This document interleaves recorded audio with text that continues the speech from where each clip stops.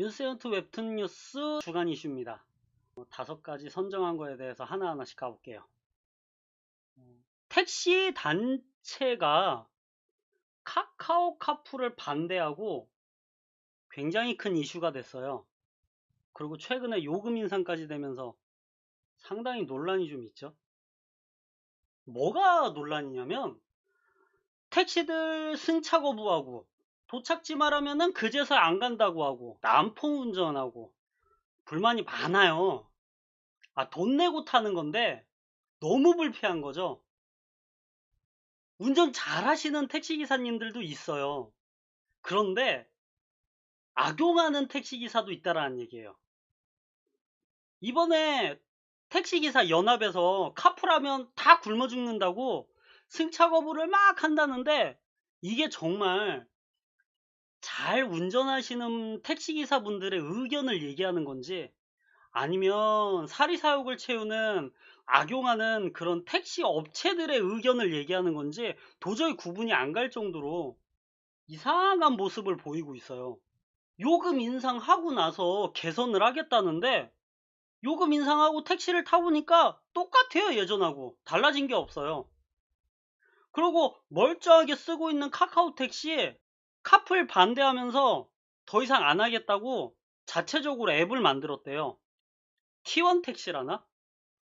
T1 택시라는 앱은 너무 불편하고, 카카오 택시는 정작 안 쓴다고 하고, 결국 요금만 인상되고 우리는 돈은 돈대로 더 비싸지고. 이럴 거면 그냥 완전히 프리미엄 택시처럼 모범 택시만 운전을 하든지요, 카풀을 인정을 해두든지요, 아니면 제대로 운행하는 택시 분들만 살아남게 조정을 해두든지요. 이건 우리한테 도저히 득이 아니라서 논란이 생긴 거 아닌가요? 더군다나 여성 전용 택시가 등장을 했어요. 여성들이 택시 타기가 불편하다라는 거죠. 택시 자체를 개선을 해야지. 그게 개선이 안 되니까 또 다른 택시가 나오고 또 다른 택시가 나오고, 이거 아니지 않나요? 두 번째는 HTTPS 차단 논란인데, 이게 뭔지는 몰라도 이게 무슨 논란인지는 많이들 아실 거예요. 뭐냐? 성인물 사이트도 막고, 불법적인 사이트를 막기 위해서 통신사랑 손을 잡고 그렇게 막아 나간다는데, 성인이 성인문을 못 쓰게끔 다 막아버리고, 그리고 굳이 막아도 안 될 것 같은 그런 사이트들도 막히는 것 같고, 그리고 최근에 해외 게임 업데이트가 국내에서만 안 되는 상황도 벌어지다 보니까 이게 혹시 이번에 사이트 차단당한 거하고 관련 있는 거 아니냐, 이런 논란까지 나오고, 이렇게 이슈가 나오는 거죠. 이거를 정치권에서는 불법 사찰 아니냐, 어? 개인정보 훔쳐보고 이런 거 아니냐 하면서 그걸로 공격하는 그런 상황까지 벌어지는 거죠. 그러니까 사람들도 다 불법 사찰 맞는 것 같아요 이러면서 계속 논란이 일어나는 거예요. 더군다나 그 사이트 보겠다고 사람들은 막 인터넷 뒤져가면서 우회하는 방법을 찾는 거예요. 방법이 많아요. 근데 컴을 잘 못 하시는 분들이 이 방법을 찾아가지고 따라하다 보니까 악성 프로그램에 속아가지고 설치를 하고 PC 보안 설정을 막 건들다가 PC만 고장나고 문제가 심각해지는 거죠. 이 인력 낭비라 그러더라고요. 이게 맞는지 한번 생각해 봐야 되지 않나요? 차라리 제대로 된 교육을 하든지, 어차피 이걸 못 보게 하면은 어른들만 못 보지 컴퓨터 잘 모르는 요즘 애들은 다 서로서로 컴퓨터를 잘하기 때문에 잘 뚫어서 다 봐요. 정작 이 막음으로써 이거를 못하는 사람들은 정작 이거를 봐도 되는 어른들이라는 얘기예요. 뭐가 잘못되지 않았어요? 제대로 된 교육, 그리고 그거를 최대한 못하게 하는 그런 정신적인 습득이 필요한 거지, 지금 우리는 무작정 막아서 오히려 애들이 그거를 더 뚫어서 보게끔 유도하는 건 아니라고 생각한다라는 거예요. 괜히 정치적인 싸움으로 막 쓰려고 하지 말고 해외 모델들을 좀 찾아가지고 이걸 어떻게 해결해야 되는지 방향을 좀 제대로 맞춰갔으면 좋겠어요. 세 번째는 자유한국당 5.18 망언인데 민주화운동, 광주 민주화운동을 얘기하는 거예요. 최근에 이거를 가지고 북한군이 개입된 거다. 지만원 대표 이쪽에 대해 전문가라고 하면서 등장을 했는데 북한군이 개입을 했고 그 여러 가지 사진들을 보여주면서 그 사진에 누구가 이 폭동의 주범이다. 광수라는 표현을 쓰는데 그렇게 해서 거의 한 300명 이상을 지금 주범으로 몰았어요. 이거를 자유한국당의 김진태 의원, 이종명 의원, 김순례 의원까지 이거에 동조하고 나섰는데 뒤늦게 확인해 보니까 민간인들이었던 거예요. 아무런 죄가 없는 민간인이 자기 사진에 그 민주화 운동의 폭동 주범이라고 나와서 억울하다고 계속 인터뷰가 한두 명씩 나오는 거죠. 뭐 제대로 확인도 안 하고 무작정 이렇게 범죄자라고 몰아내고 이거 아니거든요.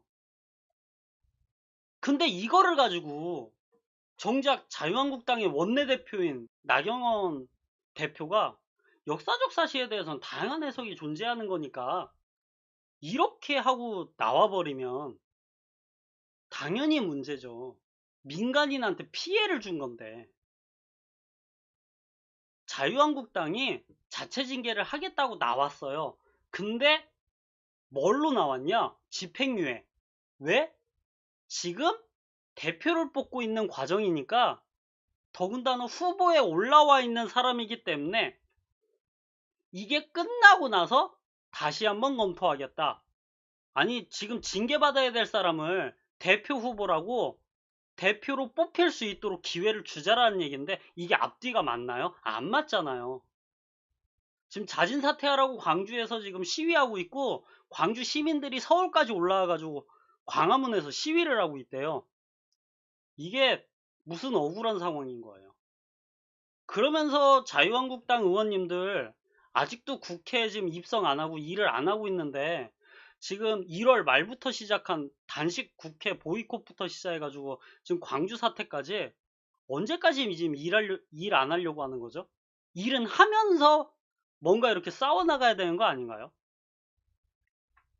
네 번째는 좀 심각한 문제인데 요즘 청소년들이 돈 쓸 데가 많아지니까 온라인으로 청소년끼리 돈을 서로 빌려주고 갚는데요.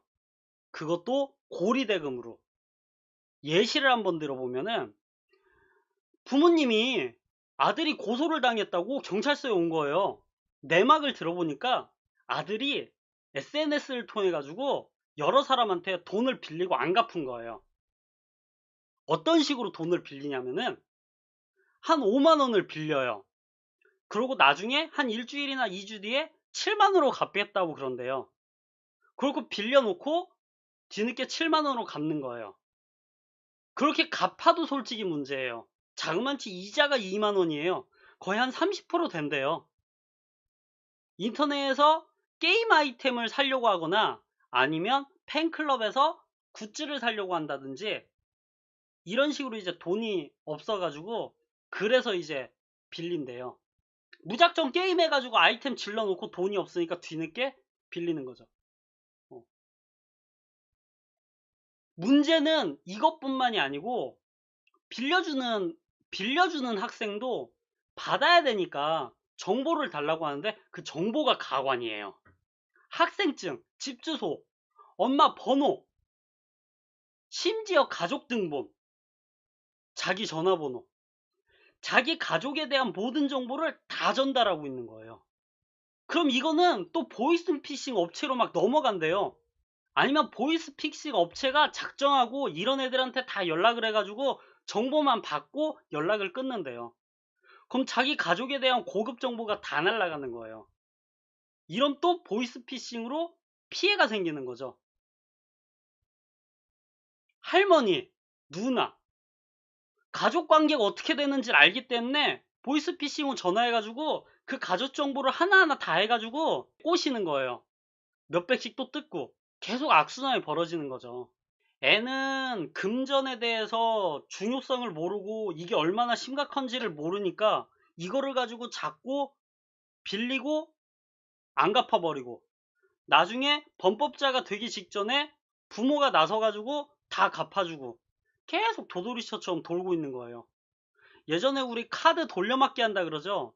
지금 애들이 이 돈을 서로 빌려서 돌려막고 있대요. 그래서 그 금액이 점점점 불어나는 거죠. 아이들이 뭣도 모르고 게임 아이템 때문에 불량신용자가 돼버리는 문제가 심각하지 않나요?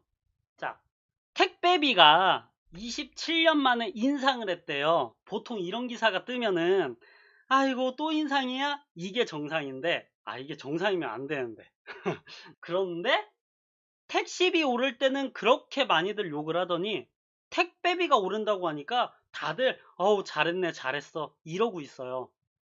왜 그러냐?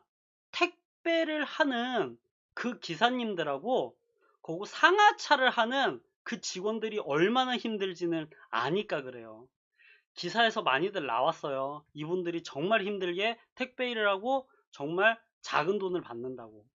정말 힘들다. 그리고 젊은 학생들이 돈이 필요할 때 그 짐들을 실는 상하차를 알바로 많이 한다 그래요. 근데 그 돈이 워낙 적으니까 그 힘든 걸 아는 거죠. 그래서 인터넷에 상하차는 너무 힘들다, 힘들다 이런 식으로 돌고 도는 것도 있고요. 100원 정도 올리면은 기사분이 30만 원가량이 늘어난대요. 30에서 35만 원. 상하차는 한 7만 원 정도가 증가한대요. 한 달에. 그렇게 많은 돈은 아닌데 100원에서 200원 정도를 올릴 생각이라 그래요. 그거보다 더 많이 올리면 좋겠는데 더 많이 올리면은 그 영세업자분들이 이제 인터넷에서 물건을 배달을 할 때 그걸 이제 택배비를 대부분 업자들이 무는데 업자분이 판매하는 그 양이 많이 줄어든대요. 그러니까 그 문제 때문에 무작정 배달비를 올리기도 힘들대요. 내수시장이 떨어지니까. 그래서 많이 올리지도 못하고 그렇다고 조금 올리기도 뭐하고 굉장히 좀 난해한 부분이 있는데 어느 정도 좀 조율이 돼서 충분히 이제 배달기사분들이나 상하차 하는 분들이 수입을 좀 낼 수 있게 그렇게 좀 긍정적인 면으로 올랐으면 좋겠네요.